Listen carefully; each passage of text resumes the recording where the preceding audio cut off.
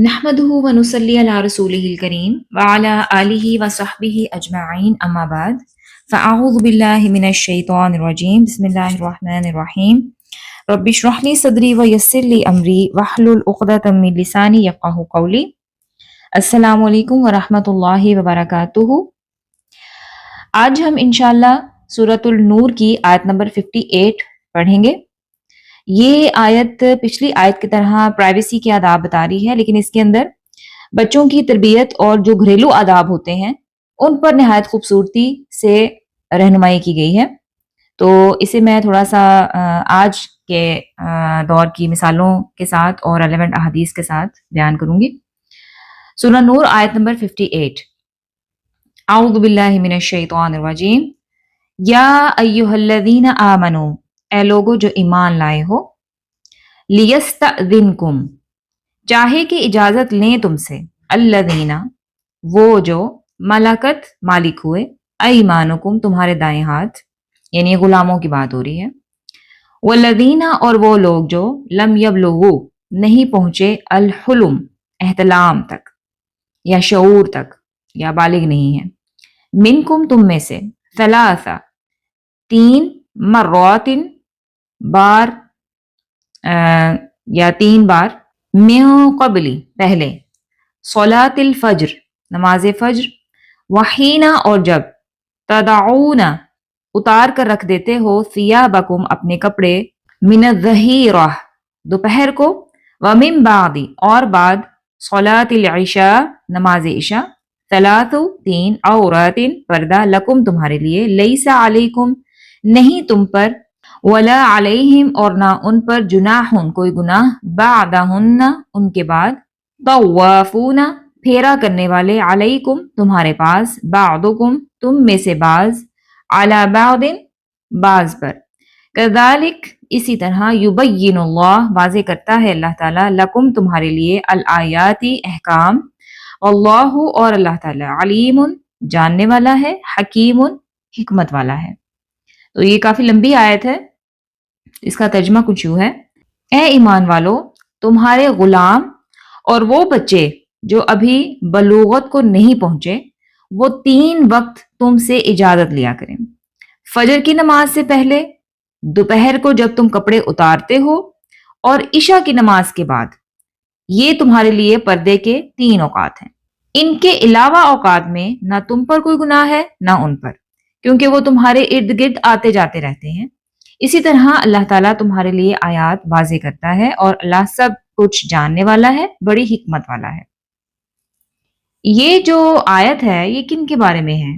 पिछली आयत में हमने जो पढ़ा था वो भी प्राइवेसी के बारे में थी, कि दूसरों की जो निजी जिंदगी है उनका एहतराम करें, अपनी नजर और अपने दिल की और नियत की हिफाजत करें।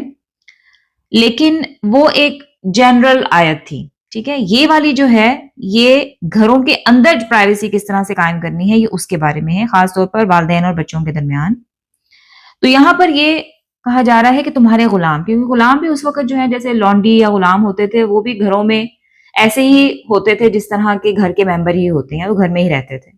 तो उनके बारे में बात हो रही है कि तुम्हारे गुलाम और वो बच्चे जो अभी बलोगत को नहीं पहुंचे, यानी वो बाशऊर अभी नहीं हुए, वो 3 वक्त तुमसे इजाजत लिया करें। फजर की नमाज से पहले, दोपहर को जब तुम कपड़े उतारते हो, और इशा की नमाज के बाद। और बाजू का जो जॉइंट फैमिली सिस्टम होता है, उसमें भी जो दूसरे बहन भाई हैं या उनकी औलाद है, वो भी सेम घर में ही रह रहे होते हैं, तो उनके लिए भी ये चीज अप्लाई होती है। यानी जो जो आपके घर में रह रहा है उन सब पर ये चीज अप्लाई होती है। ऐसे बच्चे जो अभी बालिग नहीं हुए, और घर में रहने वाले अफराद जो बार बार आते जाते रहते हैं, इस हुक्म में आते हैं। 3 खास औकात बताए गए हैं यहाँ पे। क्यों अल्लाह ताला ने 3 औकात को खास तौर पर जिक्र किया है? क्योंकि इन औकात में लिबास कम हो सकता है, जिस्म का पर्दा मुकम्मल ना हो, ये भी हो सकता है, अचानक देख लेने से हया मजरूह हो सकती है। तो वो 3 औकात कौन कौन से हैं?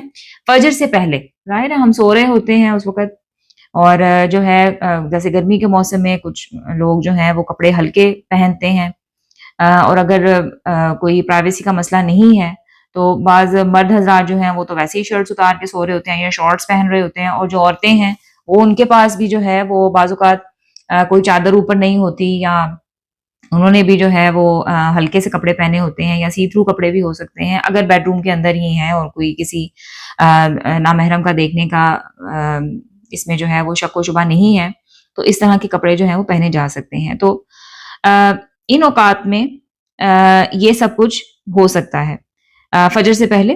اور دوسرا جو وقت بتایا گیا ہے یہ ہے دوپہر کے آرام کا وقت. دوپہر کے وقت بھی جو ہے عرب میں کیونکہ گرمی بہت ہوتی تھی، دن لمبے ہوتے تھے، تو دوپہر کے وقت جو ہے وہ آرام کیا جاتا تھا، کچھ لوگ سو بھی جاتے تھے. تو اسی طرح سے ہمارے بھی ہاں پاکستان میں جب گرمیوں کا موسم ہوتا ہے تو دن لمبے ہوتے ہیں، تو بعض اوقات لوگ جو ہیں وہ دوپہر کو آرام کرتے ہیں. تو اس وقت بھی وہی چیز ہے کہ آپ ہلکے کپڑے پہن کے، یہ جو کمفرٹیبل کپڑے ہوتے ہیں وہ آپ پہن کے آرام کر رہے ہوں، تو جسم کا پردہ ہو سکتا ہے کہ مکمل نہ ہو. اور اس کے بعد عشاء کے بعد ظاہر ہے ہم سونے کے لیے لیٹتے ہیں. تو تینوں جو سچویشنز ہیں ان میں جو ہے لباس جو ہے وہ کم ہو سکتا ہے، ٹھیک ہے، پردہ جو ہے وہ ہو سکتا ہے کہ مکمل نہ ہو. تو اسلام جو ہے یہ ایک پریونٹیو سسٹم ہے، گناہ سے پہلے حفاظت کا حکم دیتا ہے. تو اگلا جو پوائنٹ بتایا کہ یہ تمہارے لیے پردے کے اوقات ہیں، یہ بتاتا ہے کہ ماں باپ بھی بچوں کے سامنے ہر وقت بے احتیاط نہیں ہو سکتے، اور بچوں کو بھی حیا اور حدود سکھانا ضروری ہے کہ آپ نے والدین کے کمرے میں جب آنا ہے تو ان 3 اوقات میں خاص طور پر آپ نے نوک کر کے آنا ہے، آپ نے دروازہ کھٹکھٹا کر آنا ہے، آپ نے اجازت لے کر آنا ہے، ٹھیک ہے. تو یہ حدود سکھائی جا رہی ہیں، بچوں کو تربیت کی جا رہی ہے. باقی اوقات میں اجازت کیوں لازم نہیں ہے؟ کیونکہ گھر میں آنا جانا معمول ہوتا ہے، اس وقت کام کاج کا جو ہے وہ ہر کوئی جاگ رہا ہوتا ہے، اپنے اپنے کام کر رہا ہے. کوئی عورتیں جو ہیں وہ گھر کے کام کر رہی ہیں، بچیاں جو ہیں وہ اپنا کوئی اسٹڈی کر رہا ہے، کوئی کام کر رہا ہے. تو اس وقت جو ہے اجازت لینا جو ہے وہ ضروری نہیں ہے، ٹھیک ہے. تو اسلام جو ہے وہ فطرت کے مطابق احکامات دیتا ہے. تو ہوپفلی آپ کو ان پوائنٹس کی سمجھ آ گئی ہوگی. آج کے دور کی جو عملی مثالیں ہیں وہ کیا ہیں؟ بچوں کو سکھانا. سب سے پہلے فجر سے پہلے، جیسے میں نے ابھی بتایا کہ فجر سے پہلے والدین کے کمرے میں نوک کر کے آئیں، اور عشاء کے بعد بھی اجازت لے کر آئیں. اور اگر دوپہر میں آپ کے گھر میں سونے کا رواج ہے تو اس وقت بھی جو ہے اجازت لے کر کمرے میں آنا چاہیے. اور دوسری مثال اس کی یہ کہ گھر میں ڈور لاکس ہونے چاہیے، ٹھیک ہے، ڈور جو دروازے ہیں وہ لاک ہونے چاہیے، یا جو پرائیویسی کی عادات ہیں وہ اپنانی چاہیے. یہ سب بھی اسی آیت کے زمرے میں آتی ہیں. اور ماں باپ کے لیے یہ ہے کہ بچوں کے سامنے ڈریس کوڈ کا خیال رکھیں. جس طرح کے کپڑے آپ پہنیں گے اسی طرح کے کپڑے جو ہیں وہ بچے بھی پہنیں گے، ٹھیک ہے نا. تو ماں باپ جو ہیں وہ تربیت کا بہت بڑا کردار ادا کر رہے ہوتے ہیں نا. بچوں کے جو مائنڈ سیٹ ہوتا ہے اس میں ماں باپ کا بہت بڑا کردار ہوتا ہے. کہنے سے کچھ نہیں ہوتا، کرنے سے ہوتا ہے. جو پیرنٹس جو ہیں جو کہہ رہے ہوتے ہیں وہ بعض اوقات بچے نہیں سنتے، ان کو درگزر کر دیتے ہیں، ان کو اگنور کر دیتے ہیں. جو بچے دیکھتے ہیں اس پر ہی بچے عمل کرتے ہیں. تو اگر کوئی عورت یہ چاہتی ہے کہ اس کی بیٹی باپردہ رہے یا ماڈسٹ ڈریسنگ کرے، باپردہ کپڑے پہنے، تو اس کو خود بھی چاہیے کہ وہ اسی طرح کی ڈریسنگ کرے. اسی طرح سے جو ہے وہ باپ کے اوپر بھی یہ چیز آتی ہے.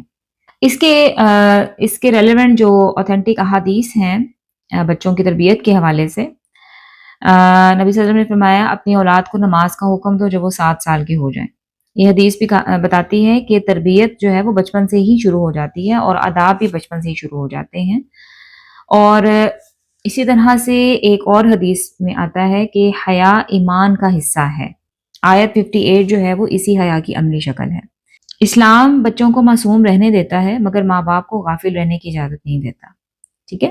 تو ہوپفلی آپ کو اس آیت مبارکہ کی سمجھ آ گئی ہوگی. سمپل ہے، اس میں کوئی ایسی مشکل والی بات نہیں کہ جو سمجھ نہ آ سکے، ٹھیک ہے. پھر بھی اگر کوئی چیز سمجھ نہ آئے تو آپ مجھ سے پوچھ سکتے ہیں. آخر میں میری ہم سب کے لیے دعا ہے، اللہ تعالیٰ ہمارے گھروں کو حیا اور پاکیزگی کا گہوارہ بنائے، ہمیں اپنے اولاد کی بہترین تربیت کی توفیق عطا فرمائے، اور ہمیں اپنی حدود کا پاس رکھنے والا بنائے. آمین یا رب العالمین. اگلی آیت انشاءاللہ اگلے لیکچر میں دیکھیں گے. سبحانک اللہم و بحمدک، اشہد ان لا الہ الا انت، استغفرک.